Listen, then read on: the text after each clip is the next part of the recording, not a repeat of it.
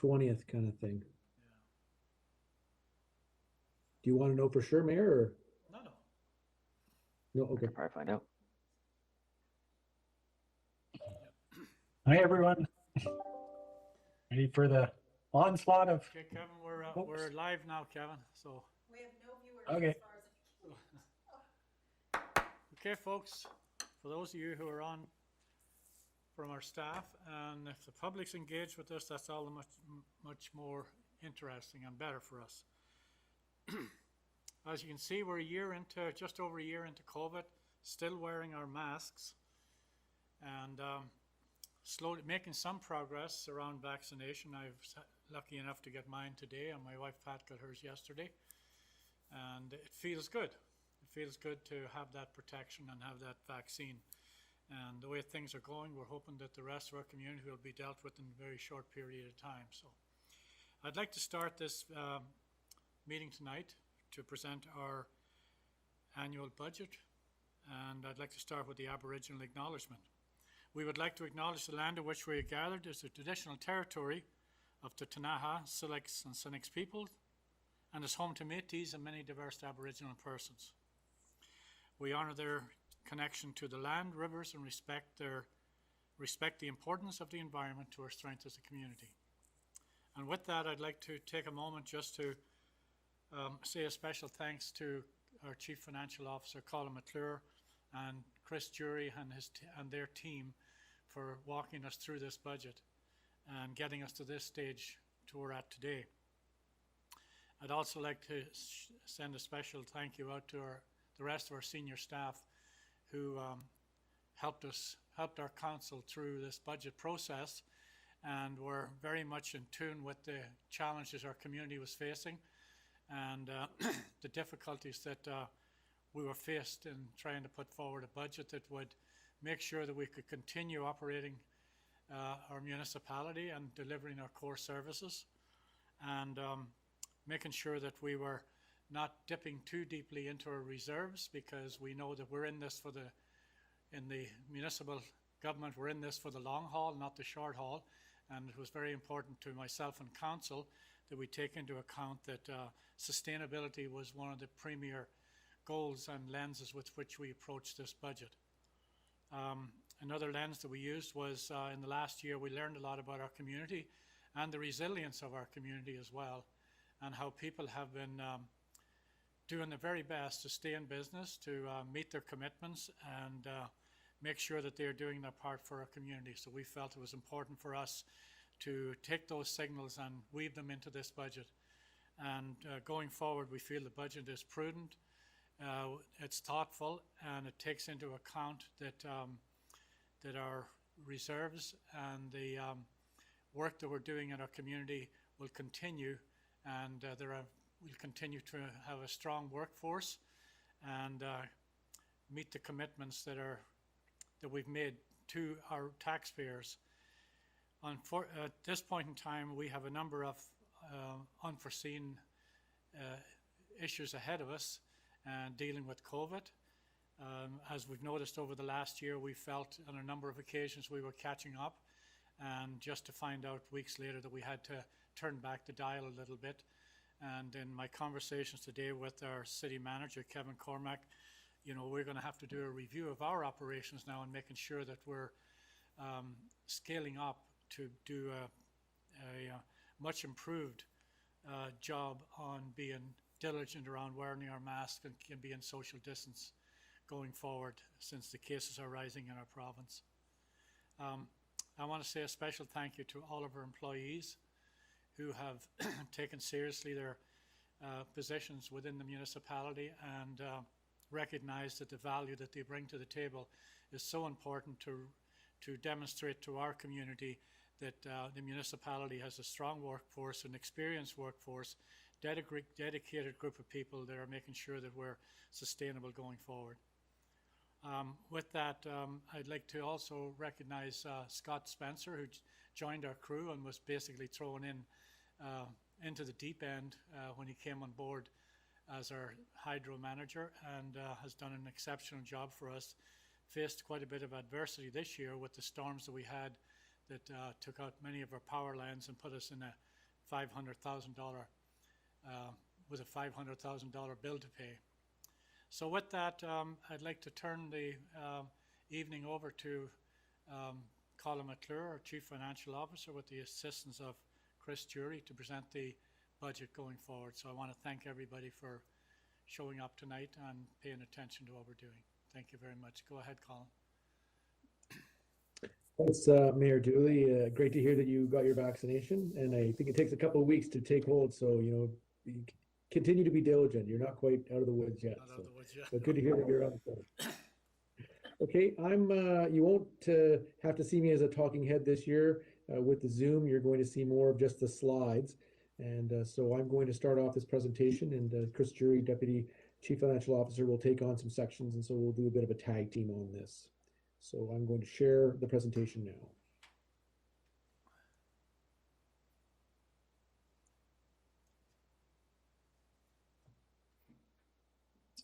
Okay, so again, here we are today. It's an annual public presentation that we need to make on the budget.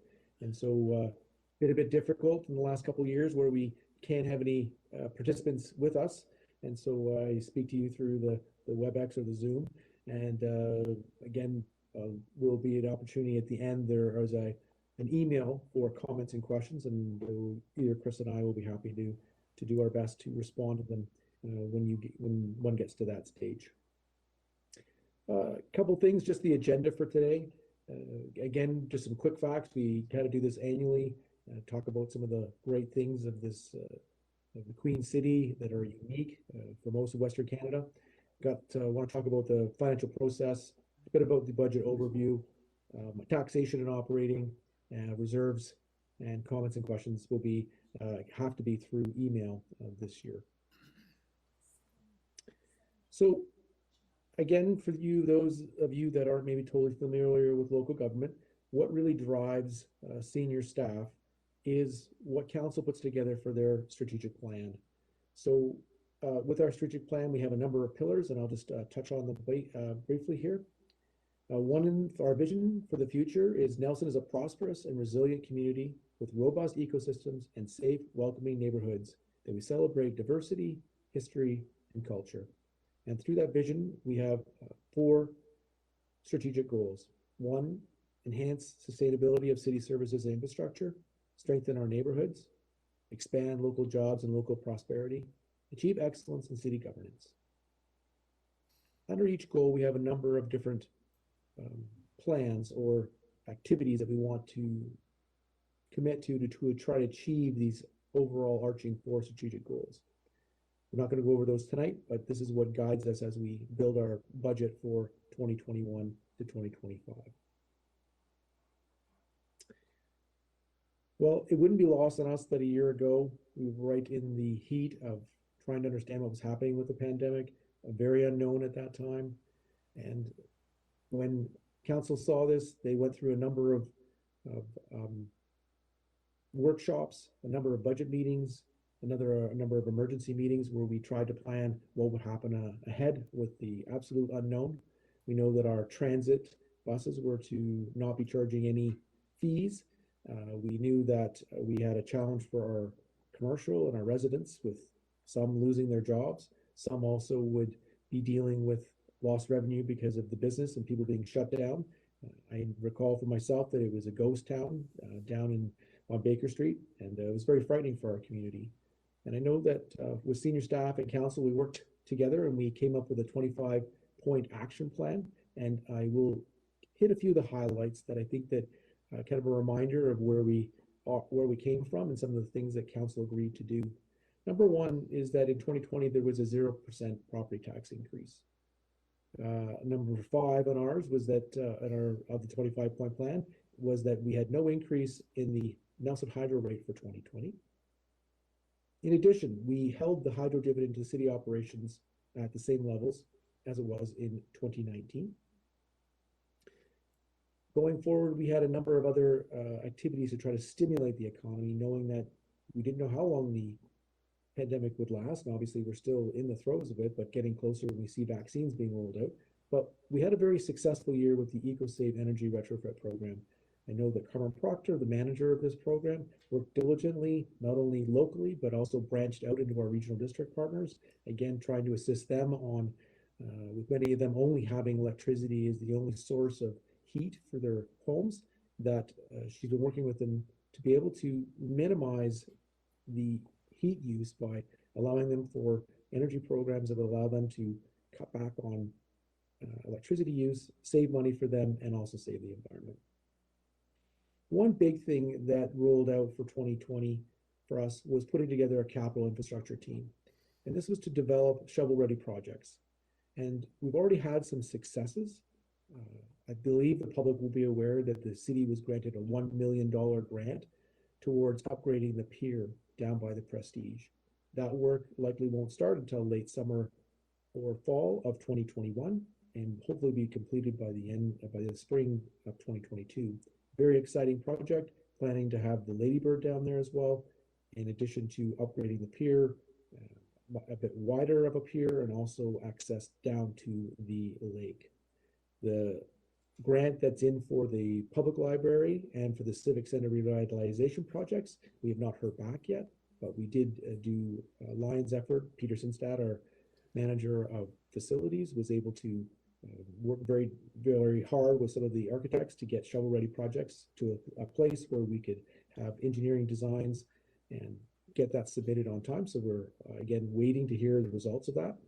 In the same way, we did just find out this week, very exciting, that the city received two $350,000 grants. So that's $700,000 in total. One for signage improvements, signage and wayfinding in the city, and the other 350 is for Cottonwood.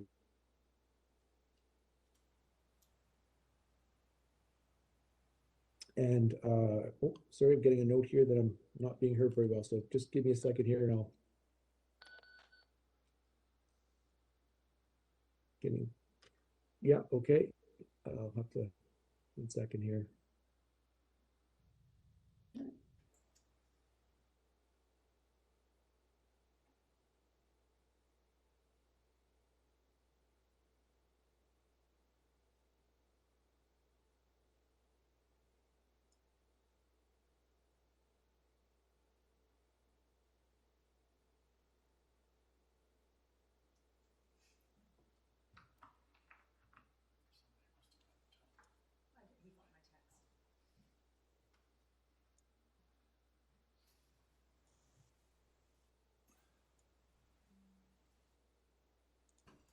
Okay, just can I get a confirmation, Mayor Dooley, that you can hear me, or Chris, can you hear me better now? I understand it was not coming in through very clear. Yeah, Okay, much thank better. you.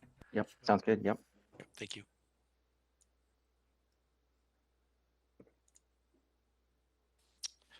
Again, just to go over there, nothing wrong with repeating that we were successful in getting two $350,000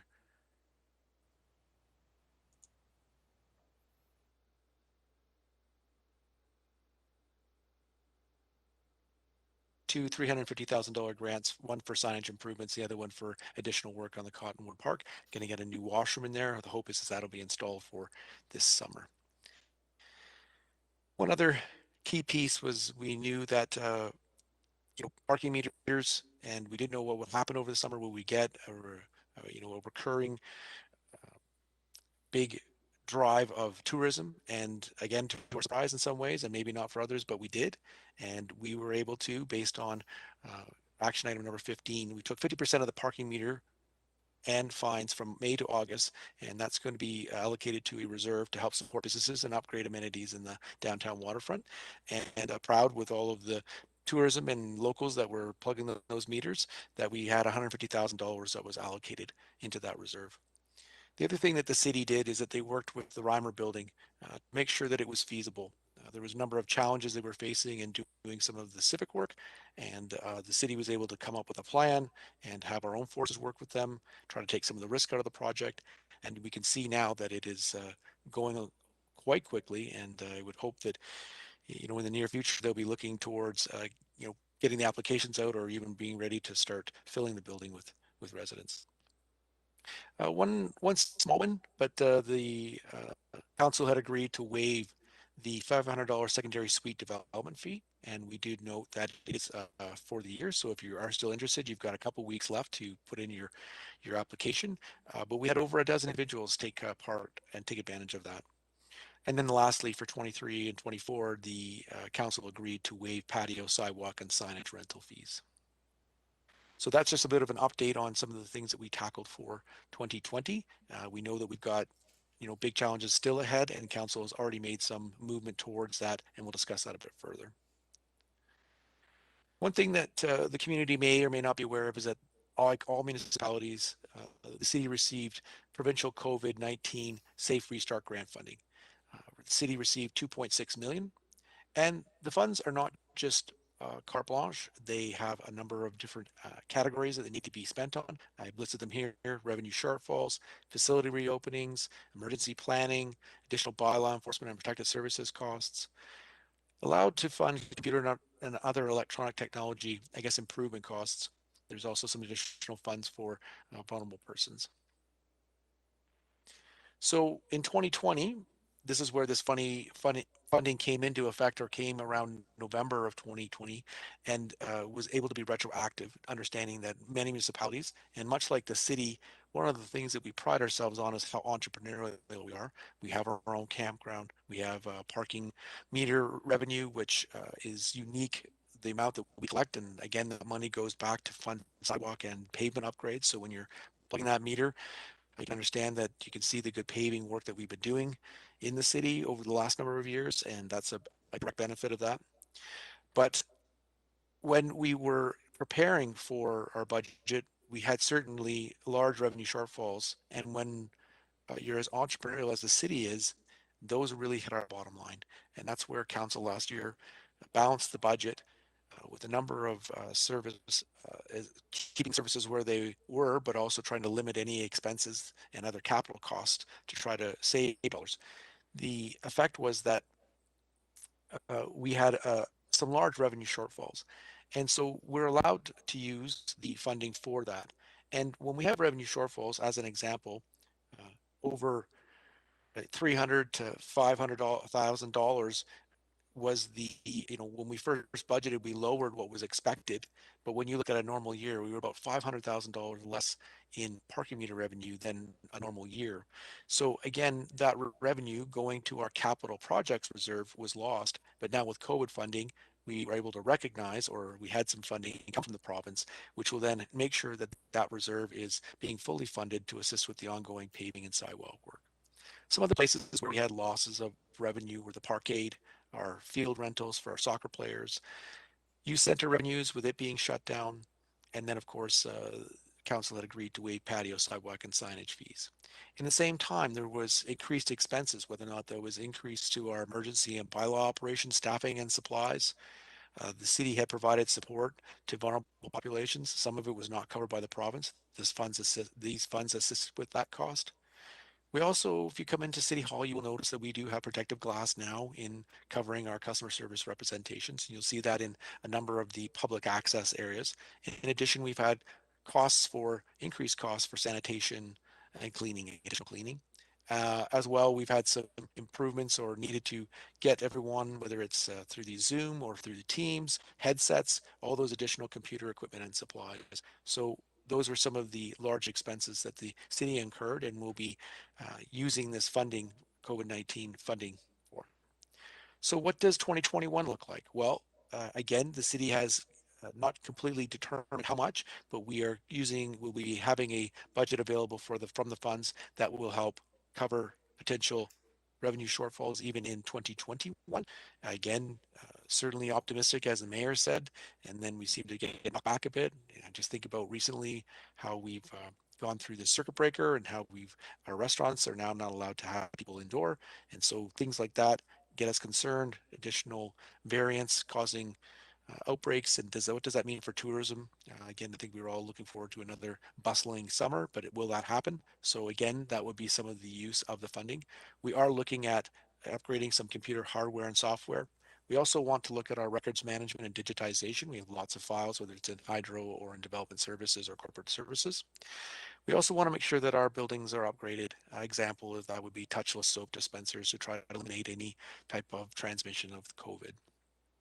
In the same boat, council is aware that we have some in our community that need some support. The funding is allowed to be applied or provided as grants to non-for-profits. It can't go to a business, but it can go to non-for-profits. And we are looking at creating a grant style program that is not finalized as of yet, but that is coming in the future. So those in the sports and cultural communities can wait upon that. Hopefully it'll come in the near future. But one of the things the council did approve was a arts and culture economic impact study. And also recently council approved the waiving of the 2021 patio sidewalk rental fees. I'll now just move on to the proposed financial plan for 2021 to 2025. And part of it is what's our environment? What's sort of the 5-year overview and some quick facts? And then we'll go through some of the other steps that we usually do on what our operating costs and our funding sources. And of course, finally, our utilities. So here we are today. I know that council well, I know because we've all been at this since November and it's now mid-April. And it's a lot of meetings, a lot of time of council, a lot of effort, whether or not it's from our department heads or their designates reporting to council on what they need for their budgets and the other plans that they have for revenue creation. And we've gone through a number of iterations, gone back and met with council. They've asked us for additional information, and we've gotten to a place where we are today, where we feel that we've got a budget that we want to tell the public about. We want to get your feedback, and with that feedback, we will bring that to council, and in the near future, they will make a determination and will adopt the financial plan and, of course, the tax rate bylaw for 2021.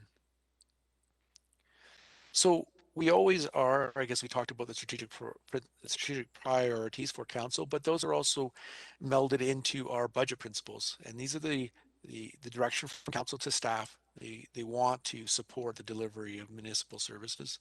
They want to keep the service levels at 2020, understanding that if there's an area that is under pressure, one of the areas that council will be looking to have in a savings would be to reduce service levels. And in the same time that we want to try to lower our service costs, we do look for that, but at the same time being cognizant of not wanting to have major impacts on our service levels. And as I reiterated, that we are a very entrepreneurial municipality, and so we always are looking for generating new tax revenue or new revenue in itself. Tax revenue comes from helping out with development. Generating new revenue comes from, say, expanding spaces in the campground or new programs at the youth center. Those are the sorts of ways that we are able to raise funds. Council obviously is very cognizant of the pressure on our commercial and residents, and they are wanting to minimize our any tax increases.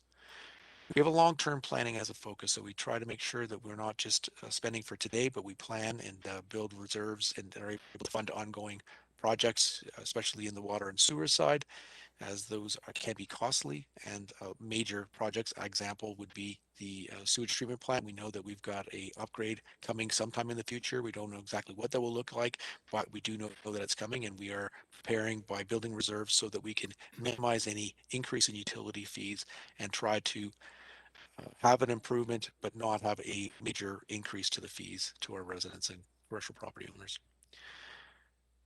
Again, major factor for this council and the previous council is to do our best to implement sustainability principles. So as a whole, this next couple of slides show all city departments. And what I need to reiterate to those that are listening is that when I talk about all city departments, that would include items like the water and the sewer utilities and Nelson Hydro. Those particular departments or funds use fees mainly, fees or debt, to be able to fund those particular operations. And so as a whole, it's very large, but then when we get back down to the operating fund, that is where you are looking at having taxation to be the main and controllable funding source for council to be able to deal with the operations of the city.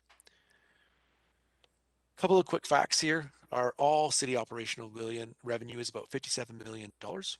Operational expenses are about $38 million. So you can see that there is a difference between the two.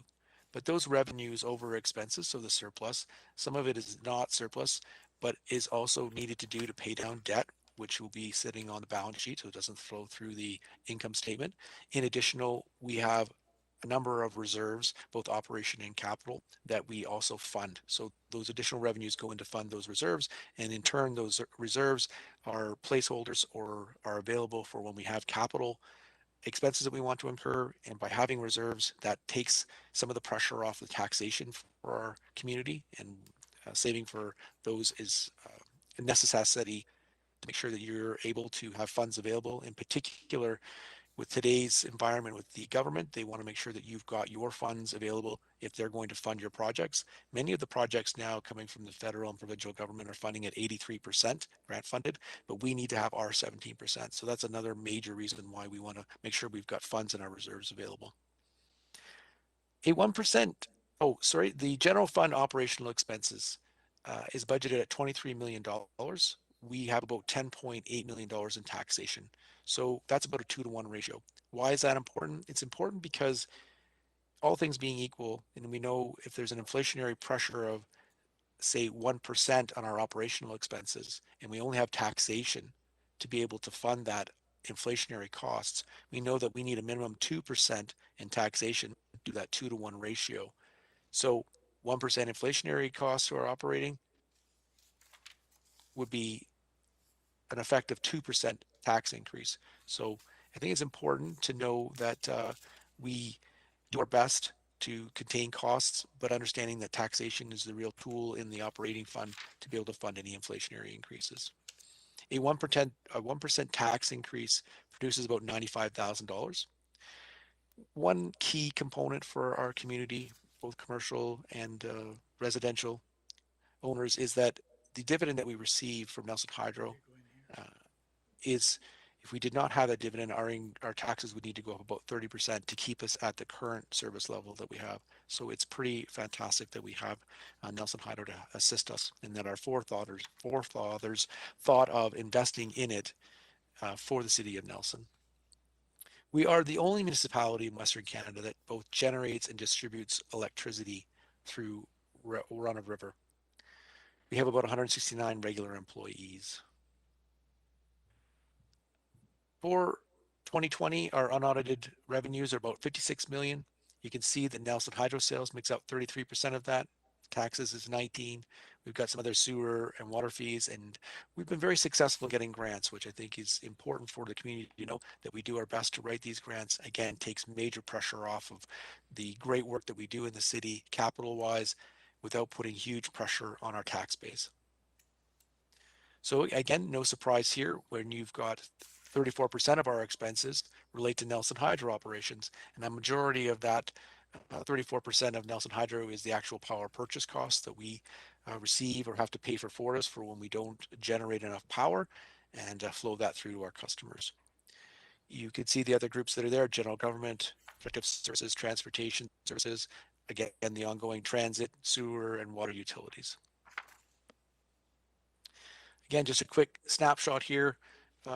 In the general, we do have opportunities for user fees, taxation, debt, and grants. The other funding source usually are basically user fees for water, sewer, hydro, and waste. And again, there is the opportunity to apply for grants and be able to deal with debt. So budget overview for 2021. We have new construction expected to bring about $70,000 in additional taxation revenue. It's important to note this is where someone takes an empty lot, builds a home on it. That is new construction. New construction is not the fact that assessed values go up or down.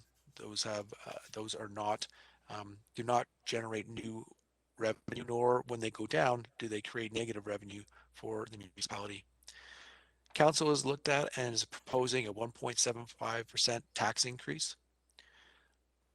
When we were working on the water and sewer fees, council was concerned about the commercial properties and had decided that they would have a overall combined 1.75 increase, or $17 to a single family dwelling residential, but there would be no increase to the commercial fees for 2021. Resource recovery fees remained at the $75 annual, and then there's plus the 175 for 2021. The 175 is for the bag tags. In 2020, the year was a $35 increase in the annual fee, and this was to fund the purchase of the new recycling bins for each household. However, for 2021, the annual fee has stayed the same, and this additional funds is to assist in funding the start of an organic diversion strategy.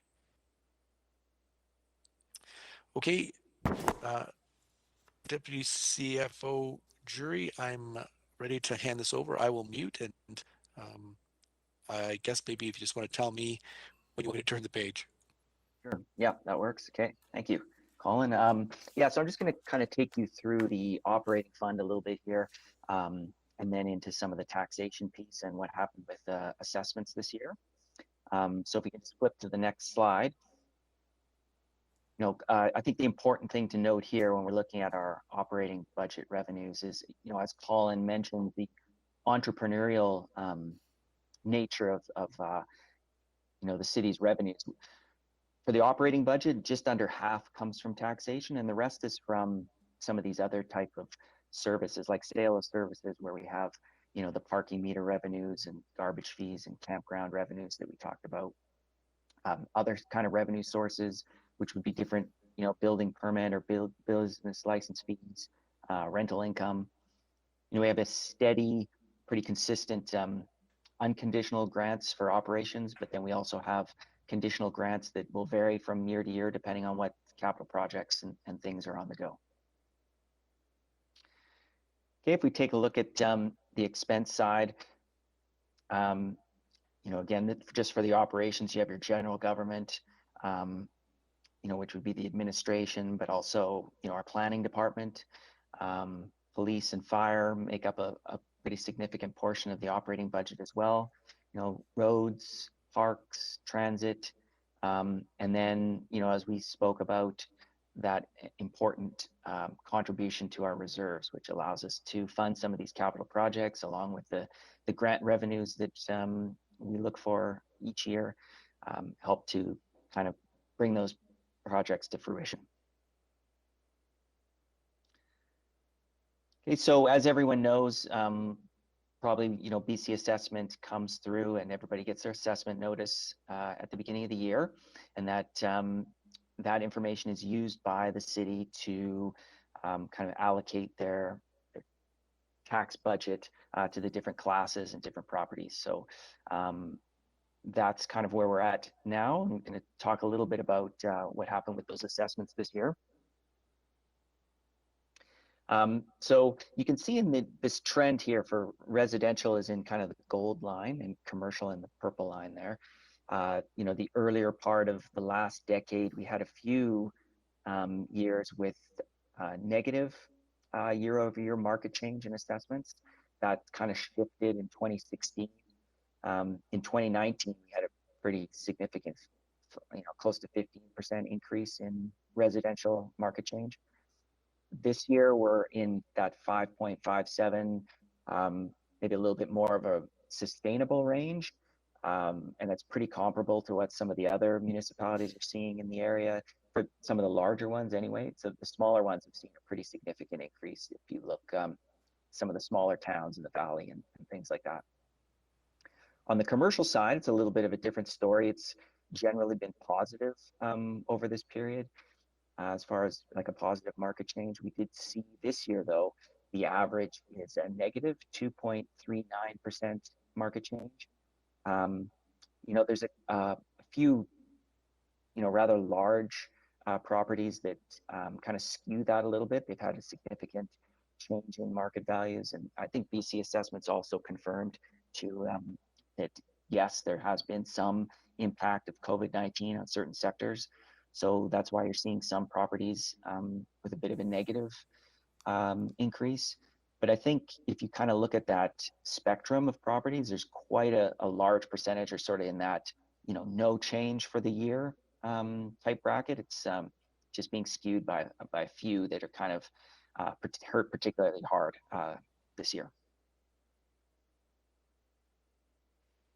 So This kind of just shows you a little bit more about what we saw in the last slide here. If you look at assessed values from 2020 to 2021, we saw that residential piece going up 5.6% is the market change.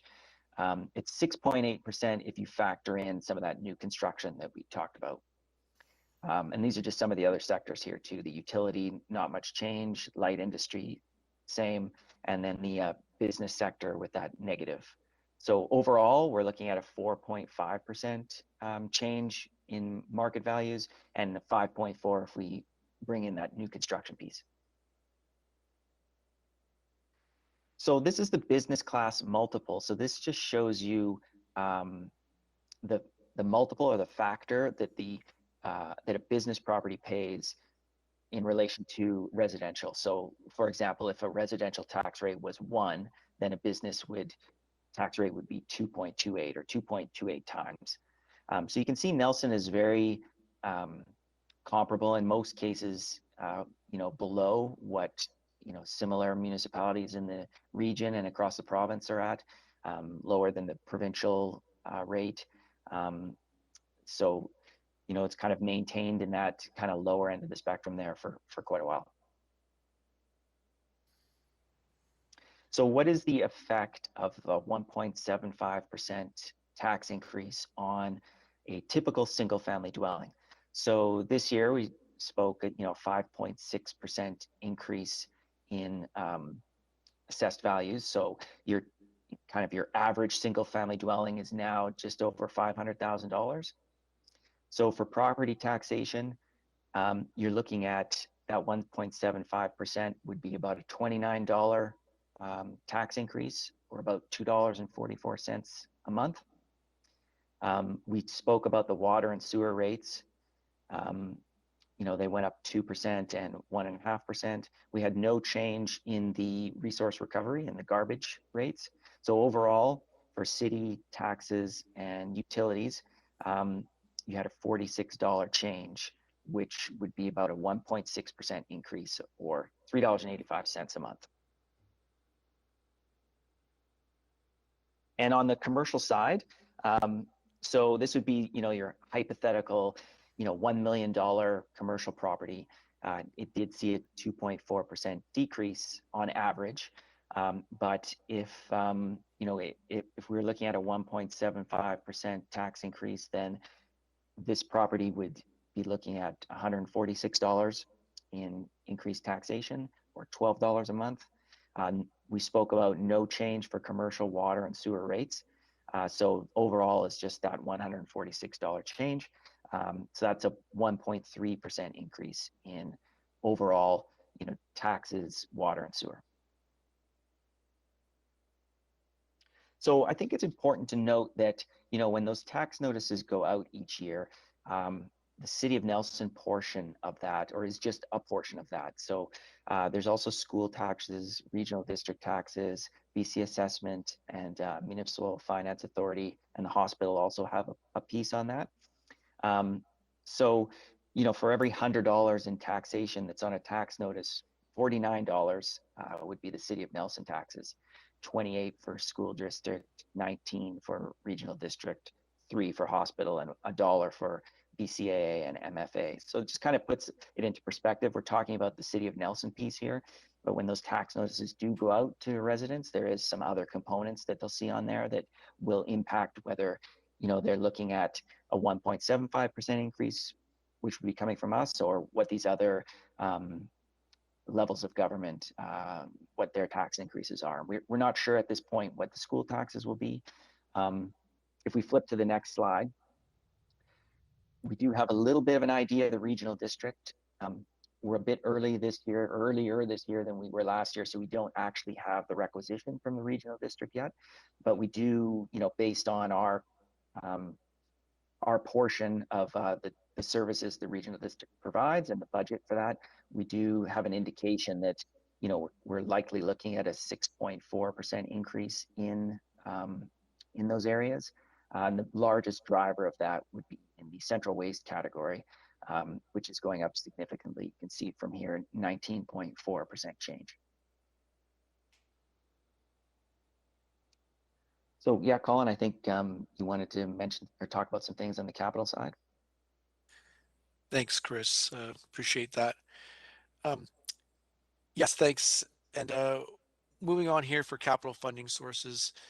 Uh, for 2021, we have again an ambitious capital plan, $22.6 million, 13.6 in general capital, everything for the regular large paving program. I think that residents will notice and have noticed the amount of paving of streets that have gone on, in particular when council agreed to look at an increase in the rate for the dollar charge for paving. And we basically have been trying to double the amount of paving that we have been doing.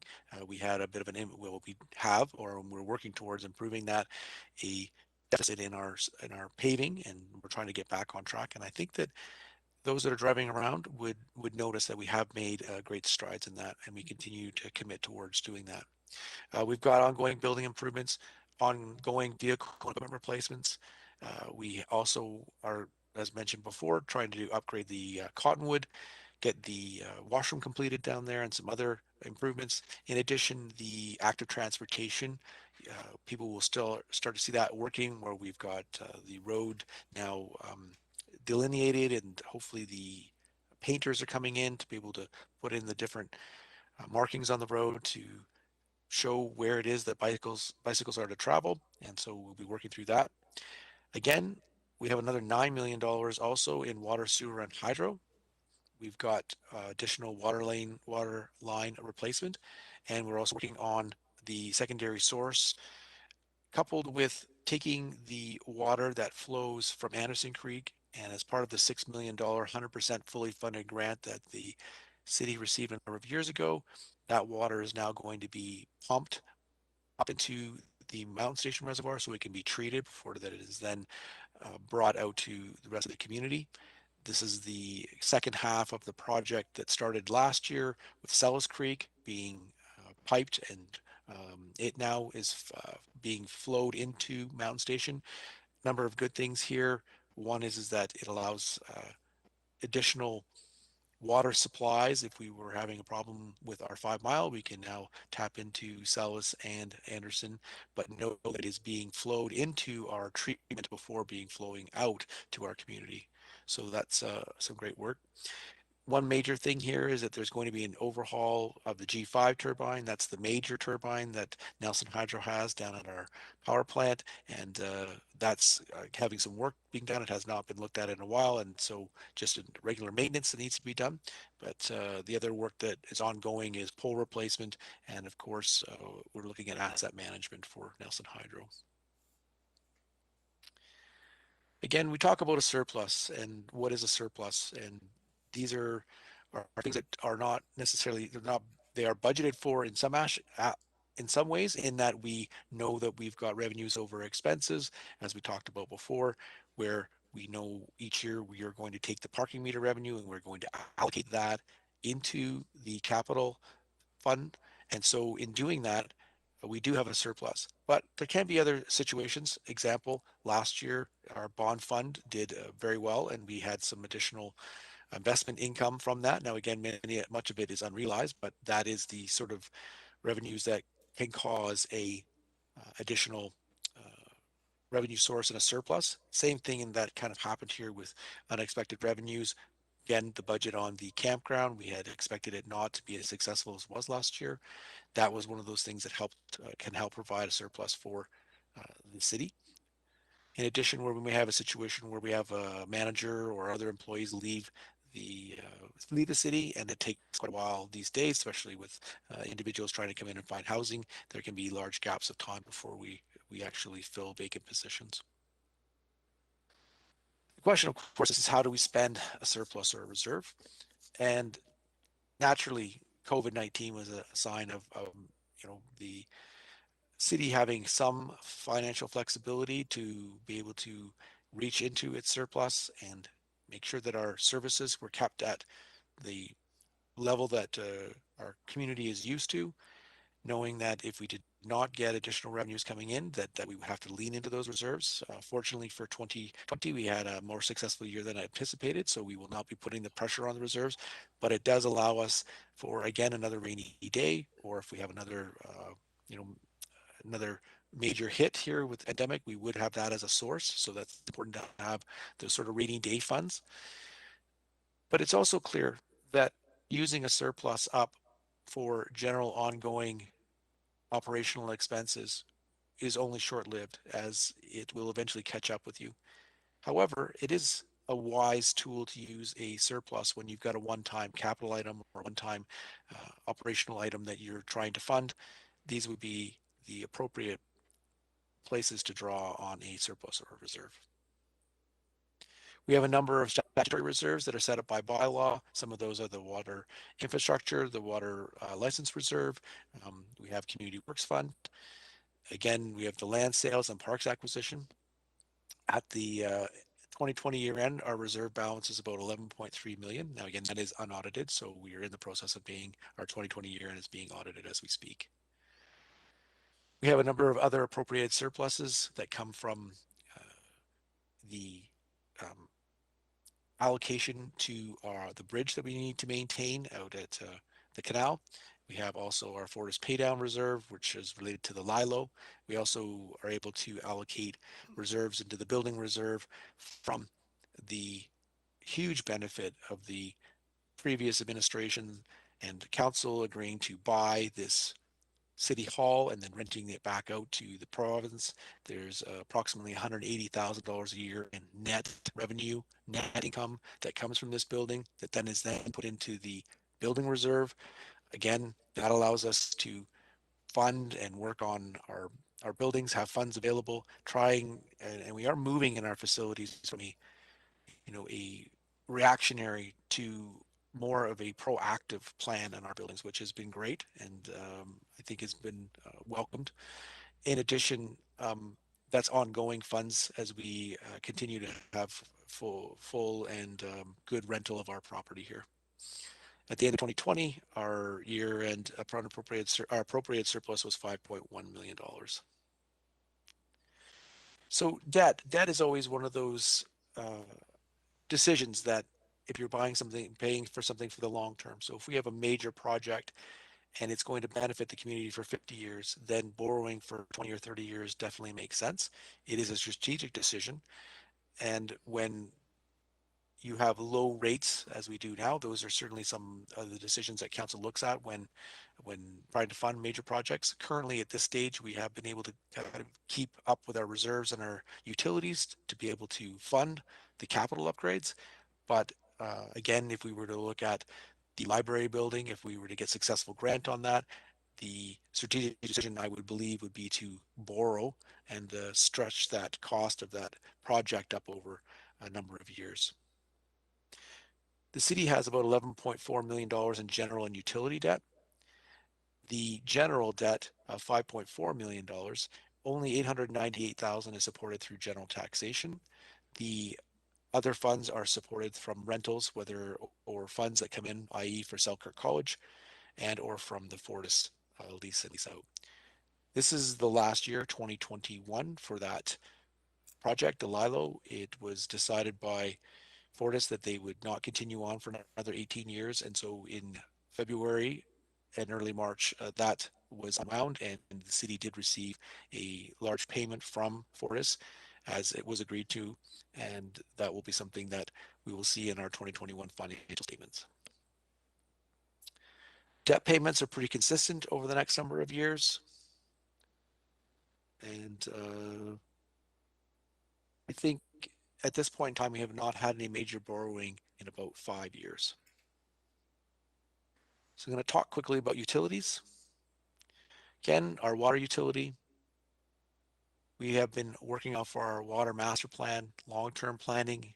I believe it was last year, it might even been 2019. Yes, so 2019, even though we were always a bit behind when we're reporting on what's happening with financial statements, that we finally finished replacing the last piece of galvanized on the city portion of our water lines. And that has had a huge effect on water savings. We've also done a lot of work on water conservation. We've installed meters in almost all commercial buildings, and we are now able to monitor them. We had a study done, and it was able to look at areas where we have water loss, and we had a consultant go in and speak with owners where we could flag from our software areas where it was showing continuous leaks, and we were able to save a significant amount of water in 2020, and we look forward to that continuing on as we have the software and the ability now to monitor areas where we see huge spikes in changes in water usage and be able to be proactive in assisting business owners or in making repairs.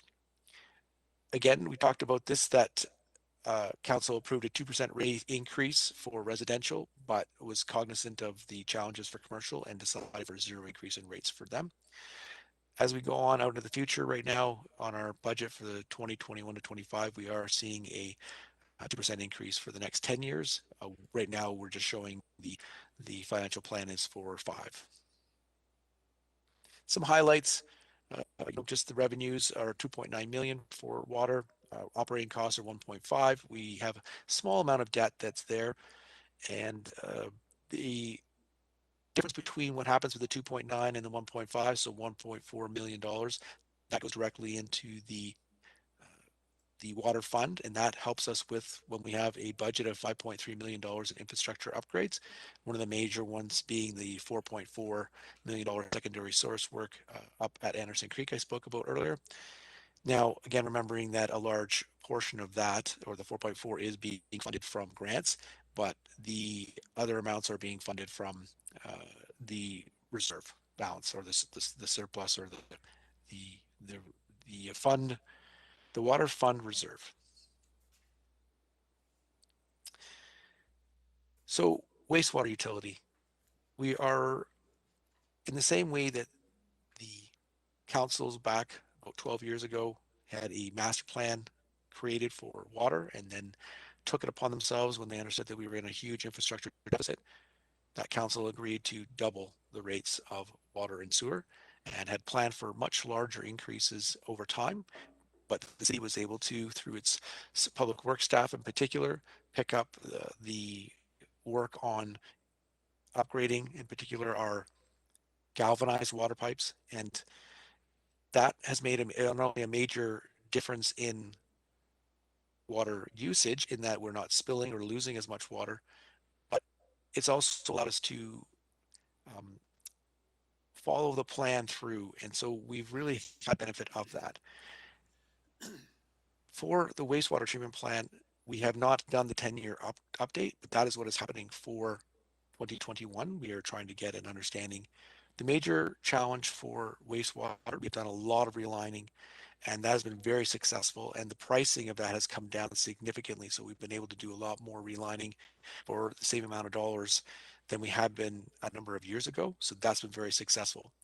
But we are expecting to get the master plan update. Will speak to what needs to happen with our sewage treatment plant. We know that there are increasing demands by the health authority and the treatment levels, and so we will need to comply with that. And we have an older plant, so it'll be interesting to see what results come out of that. So we are expecting that to be able to be completed in time for council to discuss for the 2022 budget year. Council approved a 1.5% rate increase for residential, and as alluded to earlier, 0% for commercial for 2021. The ongoing increase is 1.5%, so rather inflationary.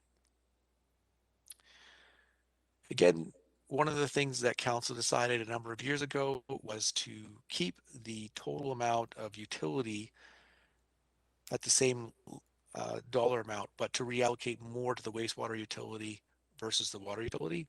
And the reason for that is that we were successful in getting the $6 million grant to do the work on water lines up into Mountain Station, but also to be able to build the reserve for 2025 is when we expect that we would be in the construction phase, if this is what comes back from the wastewater master plan upgrade, that would be the time frame that we would be, after engineering work done, that we would actually be doing the work of a new STP upgrade.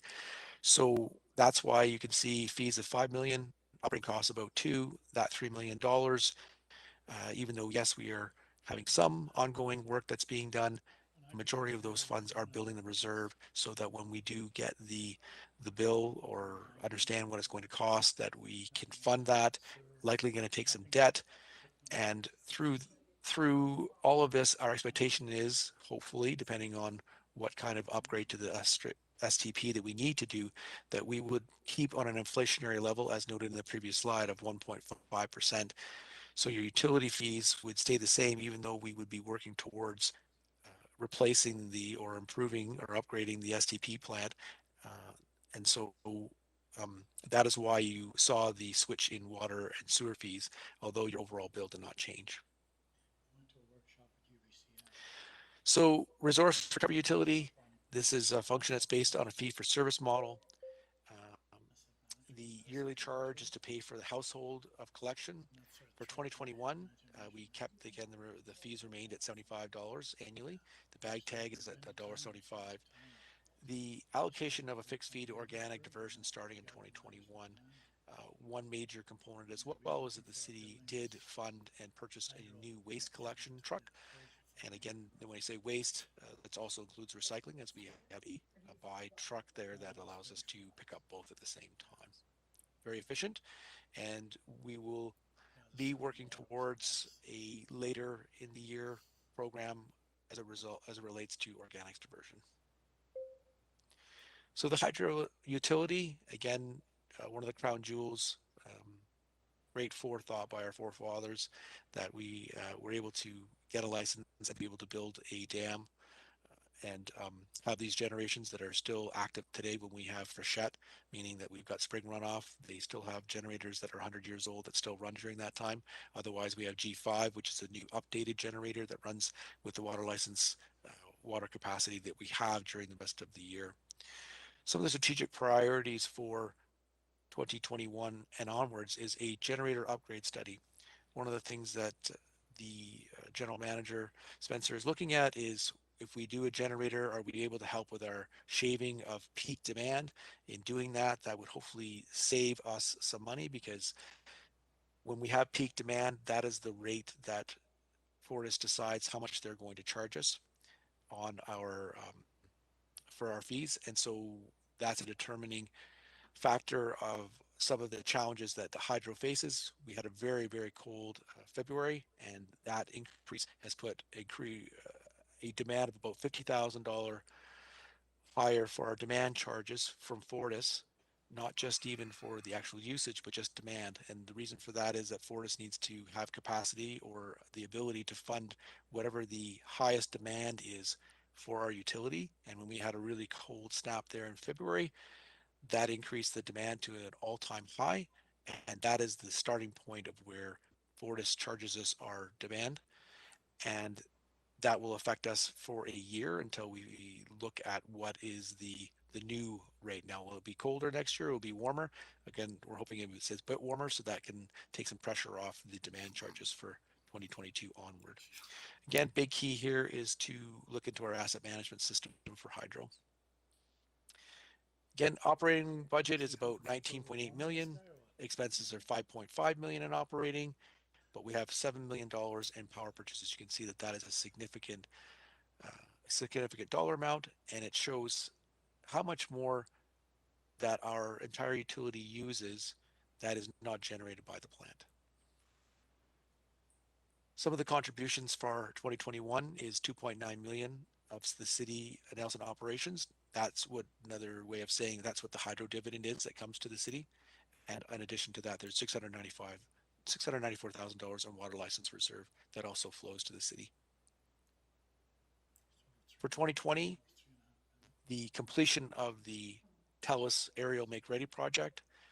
They finished the residential area in the city of Nelson, but also in 2020, they moved out the North Shore and also did their fiber work out that way.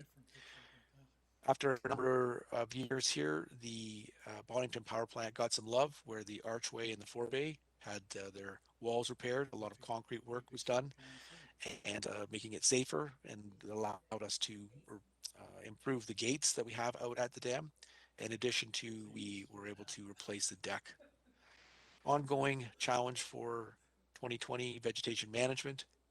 We've had good success, but we've also been having a number of serious storms over the last while, and that even though we've done well in our vegetation management, the velocity and fierceness of the storms has really wreaked havoc the last couple of times. One major upgrade that is almost ready for rollout is the software, and this will allow our residents and commercial property owners to go on to the site. They can print off their bills, to be able to monitor and look at their account. And the forward thinking here is that we would be able to email statements out as well.